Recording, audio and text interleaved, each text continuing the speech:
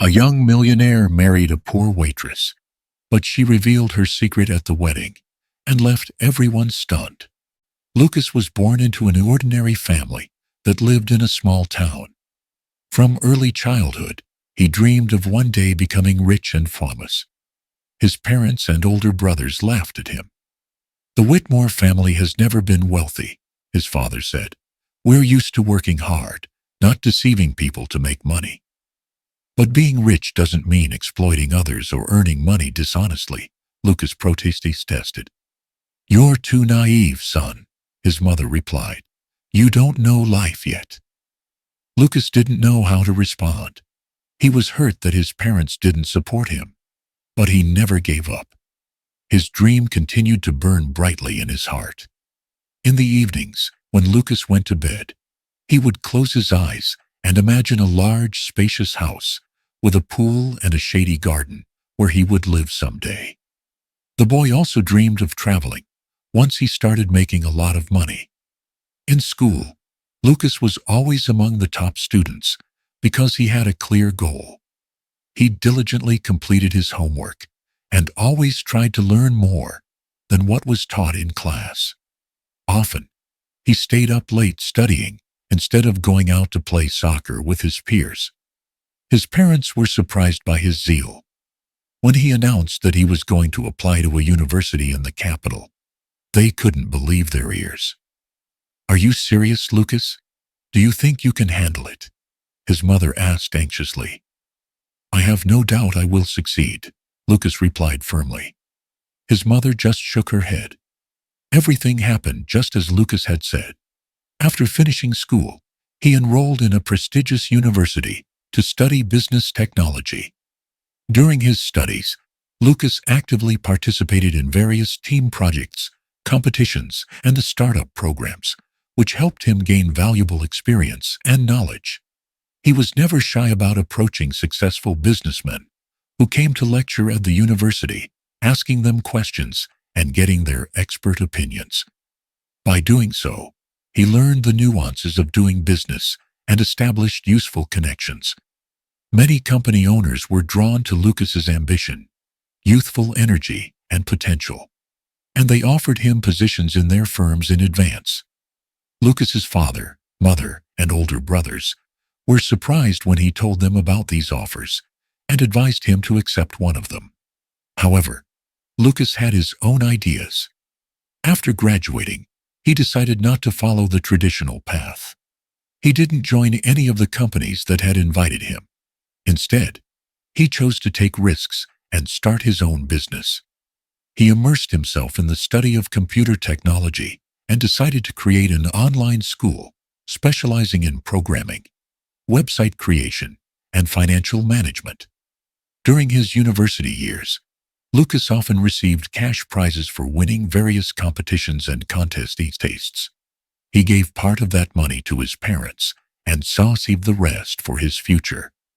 Now, he brought several of his university friends into his new project and invested all his savings into developing the online school. The team worked day and night, perfecting their product and preparing for the official launch. When everything was ready, Lucas ran virtual advertisements. Initially, his offer didn't attract much attention, but thanks to the marketing strategies he had learned at university, the startup began to gain popularity. People were drawn to the idea of learning technology on their own schedule without leaving home, so the number of students grew daily. A year after launching, Lucas's online school became one of the most popular virtual platforms on the market. This drew the attention of major investors who offered him significant funds for further development. With those new opportunities, he was able to expand his team and develop additional courses, launching them within a few months. He also managed to collaborate with leading world experts, increasing his platform's popularity. Before long, Lucas earned his first million. His success brought him recognition in the business community, leading to invitations to speak at prestigious conferences and forums where he shared his experience and inspired other entrepreneurs. After one such meeting, Lucas felt hungry and decided to have lunch at a cozy restaurant near the business center.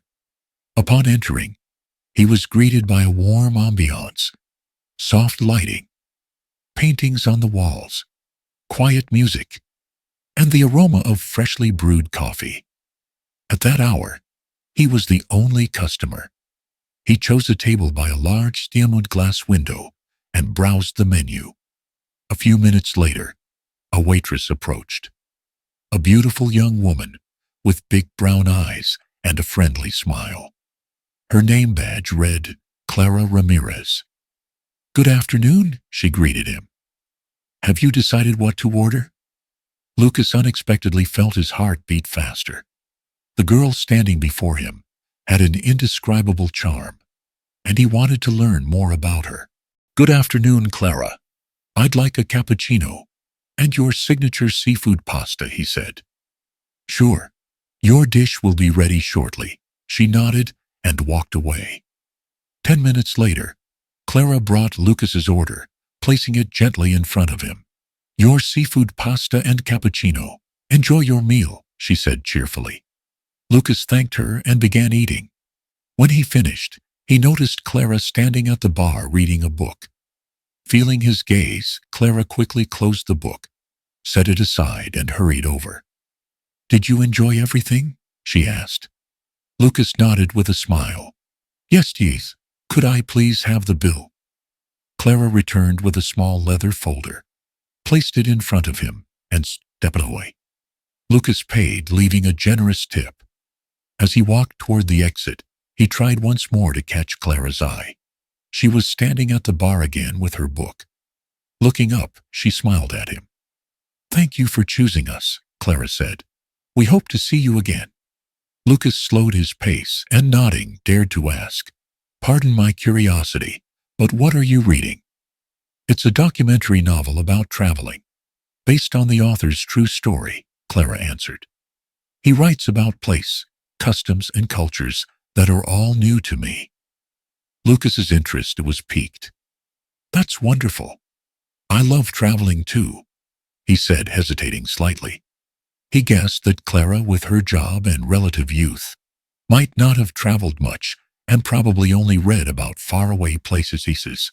He also wondered if she recognized him from magazine covers, though she might not care about the business world. "What countries would you like to visit?" Lucas finally asked, trying to sound casual. "I've long dreamed of visiting New Zealand," Clara replied, and her gaze suddenly saddened. Lucas reasoned that with her salary, she would need a long time to save for such a trip. He had once visited New Zealand and found it enchanting, but decided not to mention it. "That's a wonderful dream," he simply said. Clara nodded. "They filmed The Hobbit there. It was one of my favorite books as a child." "So you've loved reading since you were a child?" Lucas asked. "Yes," Clara said. "Strangely enough, it was my master who fostered that love in me. He always worked a lot, but whenever he came home early, he would read me bedtime stories. He introduced me to the world's most famous books and fairy tales." Lucas smiled, touched by her story. He wanted to continue talking, but didn't want to be intrusive. Politely, he said goodbye and left the restaurant, with Clara's face lingering in his thoughts all evening. He decided to return the next day, but Clara was off. Undeterred, Lucas came back the following day at a time he hoped would be quiet. He was lucky. The restaurant was empty, and Clara was once again reading her book. This time she greeted him with a sweet smile. Lucas asked for her recommendation and ended up ordering spinach pie and a cappuccino.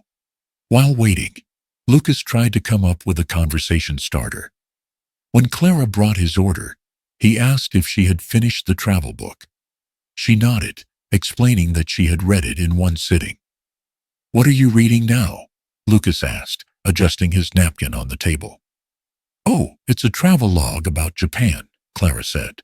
"I didn't know the Japanese are so particular about cleanliness that they sometimes wash the streets with shampoo." Lucas laughed. Clara then gave him a concerned look. "Your food will get cold if we keep chatting. I don't want to bother you while you eat. Lucas nodded. Then promise me you'll give me your phone number so we can meet and talk when you're off work. Clara smiled and agreed. She quickly wrote her number on a piece of paper, tore it out of her notebook, and handed it to him. Lucas slid it into his pocket. After lunch, he left another generous tip and said goodbye. That evening, he messaged her, suggesting they meet somewhere over the weekend. Clara mentioned she hadn't been out in nature for a while, so Lucas proposed going to the Central Park, which resembled a small forest with tall trees and a pond where swans and ducks glided. Clara happily agreed. On Sunday evening, they met at the park entrance and strolled together.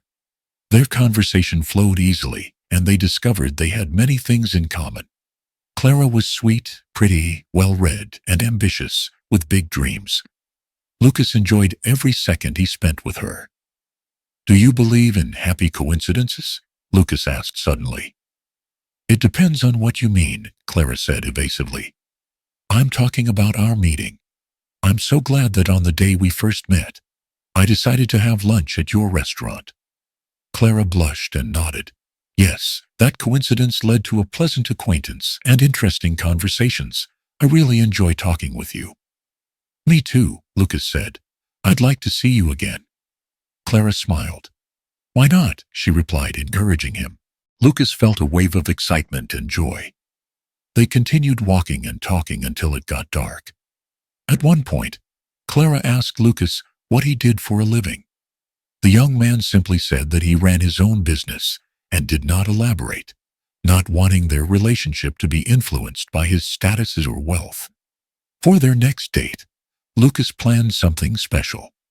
After reading recommendations online and asking friends, he decided on a retro cinema called Clouds, located in an old but atmospheric building. He invited Clara, but kept the destination a secret. Do you trust me? He asked Clara over the phone with a smile. Of course, she replied. I'm sure this evening will be memorable, he added. That night, Lucas picked Clara up from work.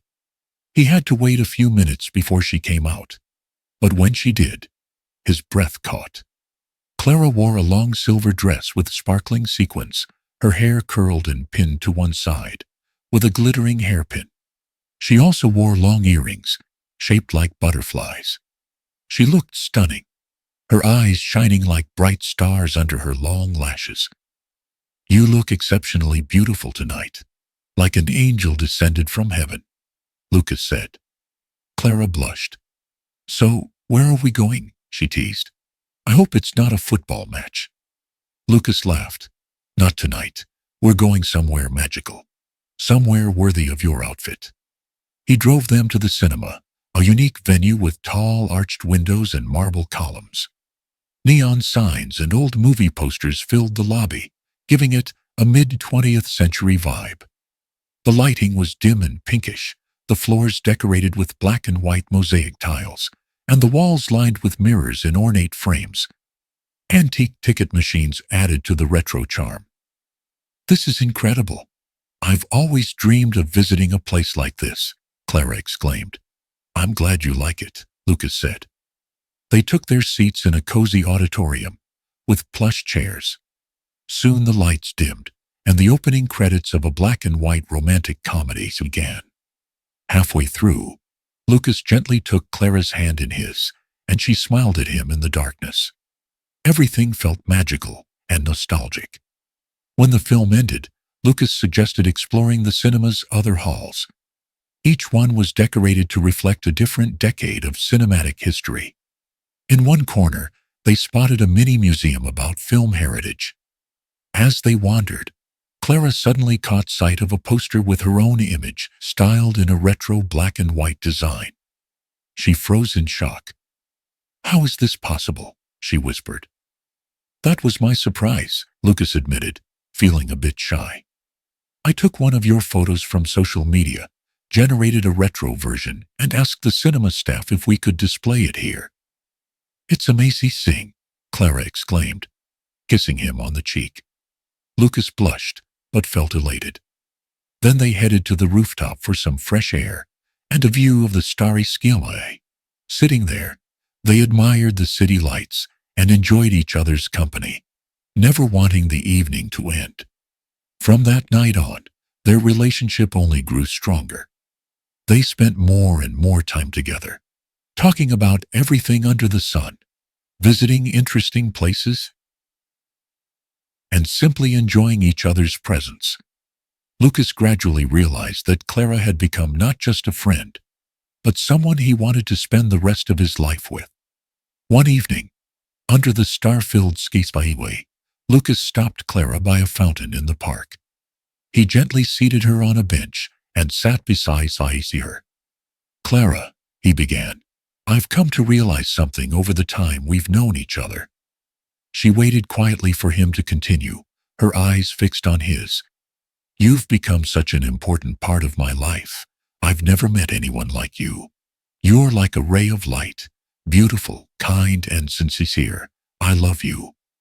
Clara couldn't hold back her tears. "Lucas, I love you too. You've made my life brighter and happier." They embraced, sitting together for a long time before Lucas walked her home. That night, Lucas was so overwhelmed by his feelings that he could hardly sleep. By dawn, he had made a decision. He would propose to Clara, and it had to be a moment she would never forget. Over the next few days, Lucas planned meticulously. He chose to propose in the same park where they had first walked together, a place precious to them both. Since Clara loved traveling, he arranged for a hot air balloon ride so that they could soar among the clouds before he asked for her hand. He visited a jeweler and ordered an exquisite ring with a pink heart-shaped gemstone. The craftsman promised it would be ready in a week. Lucas could hardly contain his excitement as he waited. Finally, the day came. He brought Clara to the park, and she noticed a bright red hot air balloon in the distance. She asked if they could get a closer look, and as they approached, the mustache balloonist waved them over, inviting them aboard. Clara was thrilled and a bit incredulous. "Is he really going to take us up?" she asked. Lucas just smiled and nodded, helping her into the basket. As the balloon lifted off, Clara gazed at the scenery in awe. Lucas's mind, however, was on the velvet box in his pocket. Once they were high enough, he gently turned to her. "Clara, there's something I need to tell you." She looked at him curiously. "Then tell me," she said softly. "You've changed my life, made it better, filled it with meaning. I want to be with you forever." With that, Lucas produced the velvet box and opened it. "Clara, will you marry me?" Tears of joy rolled down her cheeks. "Yes, Lucas, of course," she answered without hesitation. He slipped the ring onto her finger, and they hugged, both literally and figuratively, on cloud nine. The very next day, they began making wedding plans. They both wanted the ceremony to be special, so they chose an outdoor space, a beautiful restaurant with a large veranda overlooking a lake. Clara decided to make the invitations herself, using pastel paper and floral designs, affixing dried lily-of-the-valley blossoms to each. "Dear friends, we would be delighted to see you at our wedding," she wrote in her elegant handwriting. Clara had few friends in the city, so most of the guests were Lucas's. Both of their parents lived far away, and the wedding would be the perfect occasion for everyone to finally meet. On a weekend, Clara and her best friends went bridal shopping, eventually choosing a stunning silk gown with a lace back and a long train, along with long white gloves. Lucas opted for a classic black tuxedo with a white shirt and a bow tie. They decided on pastel decorations, pink, white, and green, for the veranda. Garlands of pink and gold lights added to the romantic atmosphere. The wedding menu was filled with exquisite dishes, while a large multi-tiered cake with bride and groom figurines stood ready for the cake-cutting ceremony. Lucas hired a band to play romantic ballads early in the evening, followed by a DJ for late-night dancing. On the wedding day, everything went perfectly. Clara looked radiant, her white dress and veil accentuating her features, and Lucas was both nervous and over ease. At the altar, they exchanged rings and said, "I do." The priest pronounced them husband and wife, and Lucas kissed his bride. His parents approached to congratulate them, but Clara's parents had not yet arrived. Their flight had been delayed due to bad weather, and Clara's mother called nearly in tears to break the news. Clara comforted her, saying that she and Lucas would be waiting. Eventually, Clara's parents arrived and rushed over to her. She introduced them to Lucas, who politely extended his greetings. But they turned pale, especially her father, who clutched his chest. Clara quickly led them to a table, alarmed. "What's wrong, Dad? Mom? Why did you react like that when you saw Lucas?" Her parents exchanged distressed looks. "Sweetheart," her father began with some effort, "this man is not right for you." Clara's heart pounded. "But why? He's my husband, and I love him. What's going on?" Her parents looked at each other, pained. Finally, her father said, "He destroyed our lives." Clara was speechless. How?" Her father explained that he had owned a chain of computer technology schools that educated children and adults in the capital. Clara had grown up with wealth, able to visit the trendiest spots and travel wherever she wanted, never needing to work. But then, a young businessman launched an online school offering the exact same programs, remotely.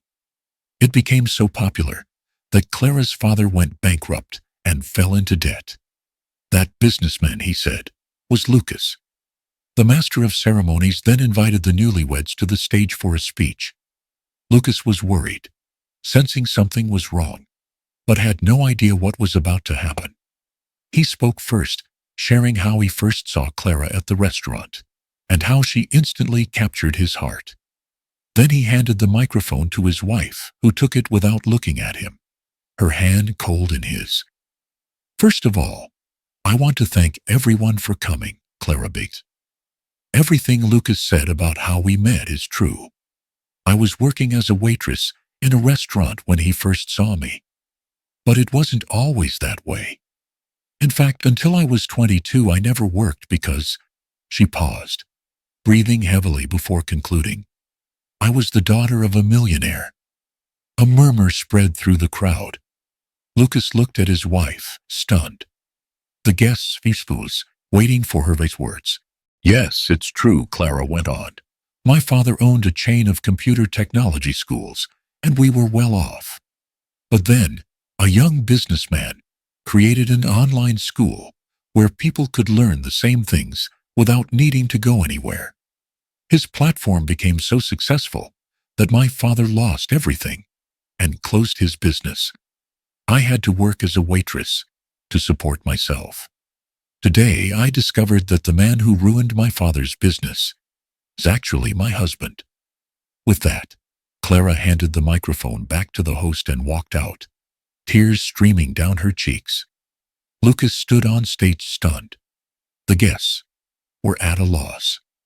Finally, Lucas snapped out of it and ran after his bride, finding her by the lake. She was sitting on a bench crying. He sat down next to her. "Why didn't you tell me about this?" "I only realized it was you when my parents recognized you today," Clara sobbed. "I always blamed the person who ruined my father's business, but I never knew it was you. And now you're my husband." Lucas felt dizzy, terrified of losing Clara. "I'm so sorry," he said. "I had no idea. Can this really come between us? I love you." Clara wiped away her tears. "I don't know, Lucas. I need time to think." With that, she and her parents left in a taxi. Lucas stayed behind, numb, and saw off the remaining guests, who gave him sympathetic glances but nothing more.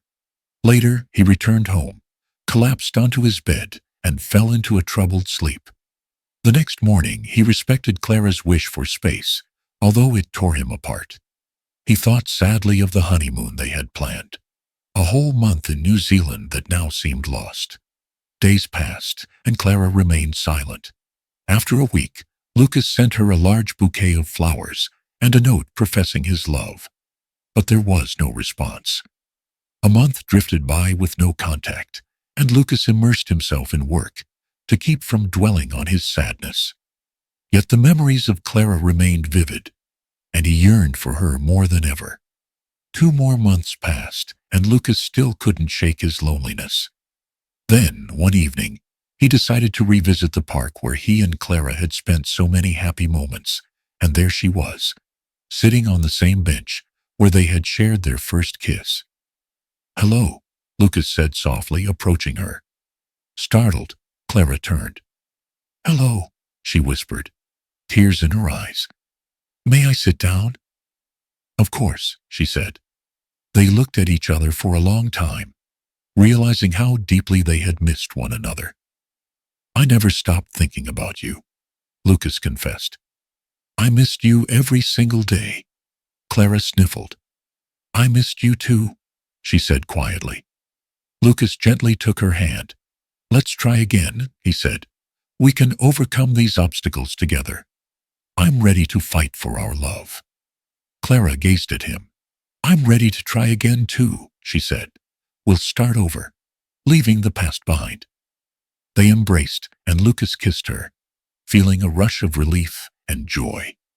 But Lucas knew he would have to face Clara's father to truly move forward. Clara agreed, giving him her father's number, and soon they traveled to her parents' town. During lunch, Lucas asked Mr. Ramirez to step into the garden, where Lucas earnestly apologized for the unintended harm his business had caused. He explained that he had never realized it would ruin someone else's livelihood, and asked Mr. Ramirez for the chance to prove his sincerity. Mr. Ramirez was silent at first, but finally said, "If you truly love each other, I won't stand in your way.